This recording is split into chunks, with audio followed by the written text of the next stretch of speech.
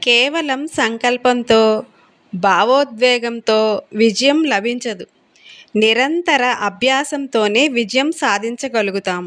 క్రమం తప్పకుండా అభ్యాసం చేస్తే ఎంతటి కష్టమైన కార్యమైనా సాధించవచ్చు.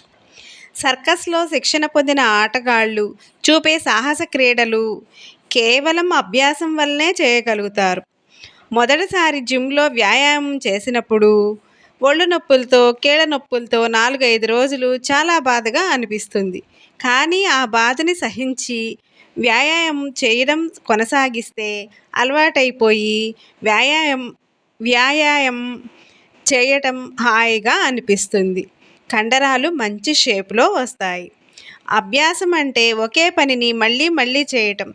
అలా ఒకే పనిని మళ్ళీ మళ్ళీ చేయటం వలన అది మన మనసు పైన, నాడీ మండలం పైన చెరగని ముద్ర వేస్తుంది. మాజీ